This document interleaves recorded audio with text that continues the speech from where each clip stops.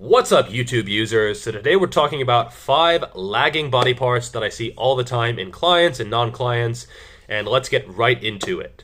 The first one is going to be the mid-back. This isn't one particular muscle group, but what I see often is Merry Christmas, you filthy animal. People have a decent set of lats, they have a decently wide back, a V-taper, they have a decent set of shoulders, but in that mid-back area, they are lacking a lot of thickness and detail. And this is going to be 3 separate areas. The first is going to be the spinal erectors. So these run up and down your spine, and they are very active when you're doing deadlifts, when you're doing good mornings, front squatting, high bar squatting, etc. And if you're not doing those movements and you're only doing chest supported rows, you're probably not going to maximally develop your spinal erectors, and you're definitely going to lack the thickness in the lower back, but in the upper middle back as well. Another one is the middle and lower traps. These also contribute to that look of thickness and density, and they're also very, very important for shoulder health, because they retract the scapula, they depress the scapula, and they also upwardly rotate the scapula. So if you are bench pressing and you have weak lower traps, a shoulder injury is really just a matter of time. Also, the rotator cuff and the rhomboids are also very important for developing this area. And if you're only doing pull-ups, you're probably not going to develop the middle back enough. You need rows, you need face pulls, you need heavy lower body work, like the front squats, like the deadlifts. Deficit deadlifts are really, really good for this as well. Rack pulls, basically anything where you're forced to keep your spine erect and you're flexing those muscles so you don't actually snap in half under the load. So basically, to fix this middle back weakness, I would add in rows, in a word. Also, rotator cuff work like face pulls to work on the lower traps. You could do something like a scapula raise, a prone trap raise, in order to work the lower traps as well. You don't need to use a ton of weight. Something like 2 kilos or 4 kilos might be very challenging because you're in a very mechanically disadvantaged position because the weight is so far out here and the lower traps are such a small muscle group for most people. I would also add, I would remove pull-ups for now, or maybe perhaps just do them differently. If you've been doing your pull-ups and you're not really keeping your chest up, you're going to work a lot of lats, but you're not going to be working that middle back. So I would say, if you've been doing like sets of 12 to 15 on the pull-up and you're just sort of like this, and like your chest is caving in, and I've been guilty of this in the past, and sometimes still guilty of it, try to really focus on keeping your chest up and really squeezing your lats down as well as squeezing the scapula back and down. That's going to be perhaps better for the lats, but definitely much better for that middle back area. So focus on chest up and then squeezing either the bar towards you or you to the bar, depending on if you're doing a pull down or a pull up. Apart from that, deadlifts and bent over rows are going to be probably the best 2 exercises. If you see someone with a big deadlift, they're not lagging in that area. They have all of these. They have the erectors, they have the lower and mid traps, especially if they're doing rows as well. On top of that, heavy bent over rows are going to be great for the erectors, great for the mid and lower traps, and then great for the rhomboids as well. Throw in some rotator cuff work and you are basically good to go. 2 is going to be the adductors. Now, you hear a lot about quads, you hear a lot about glutes nowadays, especially for the ladies. You hear a little bit about hamstrings, but you really don't hear very much about adductors, which is a shame because they are potentially an absolutely massive muscle group. So if you're interested in hypertrophy, I think they're absolutely essential. They are bigger than the hamstrings, okay? Especially the adductor magnus, absolutely massive, potentially. Plus, for athletic performance, I think they're very, very important. They are very much involved when you're sprinting, when you're cutting, when you're twisting, when you're turning. Of course, they are adducting the leg. They're responsible for bringing the leg closer to the midline of your body. But they're also very much involved in hip extension. At the bottom of a squat, they're actually the prime hip extensor. It's not the hamstring. It's not the glute. The prime hip extensor in the bottom position of the squat, which is probably the most difficult part for a lot of people, is the adductor, or are the adductors, since you have 2 of them, I hope. So in order to build up this area, I would suggest some specific work, but a lot of it is just from leg curling movements, which are going to work the hamstrings, but also the adductors in large part. Romanian deadlifts are also really good for them, and any kind of squatting movement. However, I do think specific work can help, and if your adductors are lagging, I think some specific work can be a good idea. Number 3 are going to be the forearms. I see a lot of people with decent biceps, decent triceps, but when it comes to the actual forearm, they are actually lagging, which is a shame because when it comes from an aesthetic point of view, I think the forearms are absolutely essential. It doesn't look quite right if you have a big arm, but you don't have any kind of meat in the forearm area. They are absolutely underrated when it comes to appearance, especially if you're wearing clothes. If you're not a fitness influencer and you're just a normal person who prefers to wear clothes most of the time. Some people have the opinion that if you just do heavy compound movements, so deadlifts, bent over rows, pull-ups, etc., you're going to grow the forearms maximally. Actually, I completely disagree. I think these exercises are absolutely essential. They are excellent, but I don't think they're going to be enough for a lot of people to maximize forearm development. What I did to build my forearms, I'll do a whole video on this later, but basically, as an addition to that heavy compound stuff, I've done hammer curls, which works on the brachioradialis. Maybe you can see it here. It's that part on the top part of the forearm. And then this part as well. This is reverse curls. This is hammer curls. Occasionally, I do wrist curls off of a bench for super high reps. So sets of 30, 40, 50. I've done up to sets of 100 before with just the bar. That seemed to have provoked a little bit of growth, but it's sort of hard to say.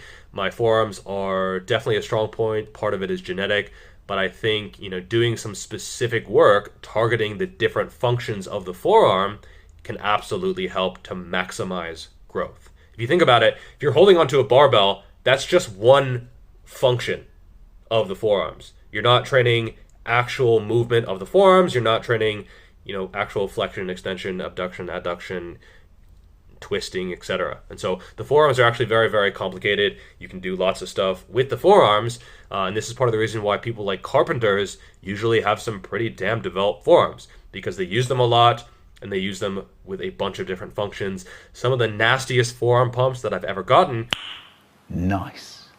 was from rock climbing.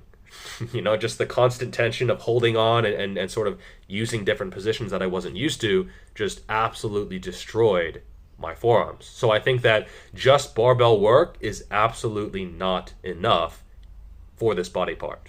Number 4 is going to be the hamstrings. Now, I know I mentioned these before, and I don't think they are as underdeveloped on average as the adductors, but I often see this. People have very impressive quads.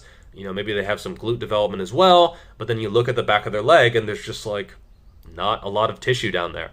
And I think this is where, if you are deadlifting, it's probably not enough. You're going to want to do back extensions. You're going to want to do RDLs. Some people just don't get a lot of hamstring stimulation from deadlifts. I'm one of those people. My erectors tend to take over. And so for me to get any kind of hamstring stimulation, I'm better off going lighter and really focusing on sitting back and getting a stretch in the hamstring with each rep. I did a full video on RDLs. I will link it up above. I did a full video on back extensions. I will link that up above as well. Yes, I've been busy churning out the quality content for you guys. I also think curling exercises are going to be a must as well. I'm pretty sure that part of the hamstring doesn't actually attach to the hip, and so it's not responsible for hip extension at all, and so you need to target it with curling exercises, doing knee flexion. So I think some kind of could be a machine curl, could be a curl with an exercise ball. That is good as well. Could be a gliding curl. Really anything where you're trying to actively flex the knee is going to be good. Nordic hamstring curls are probably the most challenging exercise in this category. And I think if you want to maximize hamstring development, you need some type of curling movement. Honestly, the hamstrings are extremely important for athleticism. If you're sprinting, the hamstrings are absolutely important for extending the hip, but then again, also flexing the knee and controlling that recovery phase of sprinting. So if you want to get faster, if you want to become more athletic, if you want to jump higher, hamstrings are absolutely one of the best investments that you can make in terms of lean body mass. Plus, they look pretty damn sick, especially when you're lean. I mean, look at Ronnie Coleman doing some leg curls here. what the actual F is that? I mean, that looks more impressive than quads, in my opinion. Just seeing the separation between the hamstrings, between the quads, between the adductors. I mean, that is some freaky shit. Number 5, finally, and definitely not least important, is going to be the rear delts. Now, I see a lot of people with decent front delts, maybe some people with decent side delts, but then when you go to the rear, there's like just no meat back there on the rear delt. And I think, again, this needs specific work. Someone actually said to me, oh, you do some isolation exercises. Isn't that really hypocritical after you called out Ryan Humiston for doing isolation exercises? Not at all. I'm not saying not to do the big compound movements. I'm not saying not to progressively overload on those movements. Both progressive overload and heavy compound movements are very, very important. So unlike him, I'm not saying not to do those, but I am saying adding in some specific isolation work can absolutely help. And that is definitely the case with the rear delts. If you're doing rows, yeah, you're going to be using your rear delt to actually move the upper arm. But I think, doing some kind of rear delt raise, doing face pulls, doing skiers, doing Helms rows, which I'm going to do a video about later, I think this can absolutely help to maximally stimulate that area. For a lot of people, the traps and the lats are going to take over and the rear delt just won't really get enough stimulation. If there's one body part that can absolutely change your physique with a small amount of muscle mass added, it's the rear delts.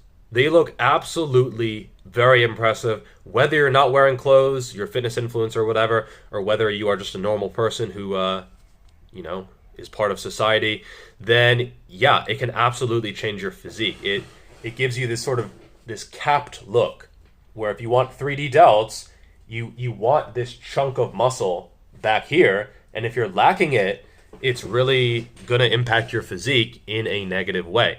Plus, for shoulder health, you don't want super developed front delts and then pecs and everything bringing you inward, and then you don't have anything on the back to sort of balance it out. And so if you do a lot of pressing, you do a lot of bench pressing, well, neither of those are going to hit the rear delts. They're just going to hit front and then the chest, and you're probably going to develop postural issues, which can lead to injury, and also it looks terrible. Keep in mind, beauty is in the eye of the beholder, so if you want to have lagging adductors, maybe you don't like having that much meat between your legs.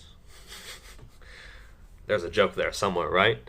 Maybe you don't like big hamstrings, you don't like having, a lot of detail on your back, and you just want width. That is fine, that is completely up to you. I'm just telling you the areas that I typically see with people that are underdeveloped, and I think it can also prevent injury as well by having a more well-rounded physique. All right, that is all for this video. Make sure to like the video, it does help. Subscribe to the channel if you are not already for some strange reason. Turn on notifications so that you decide what videos you want to see rather than the algorithm. And I will see you in the next video. Peace. Fucking nailed it. Of course, in your case, everything is lag, and a weak physique as fat as Bilbo Baggins, a big booty dragon thick like Smog the Dragon. If you're a beginner, squat, bench, and deadlift. Get a lot of thoughts and wenches off your checklist. To get big gains, please keep a compound interest.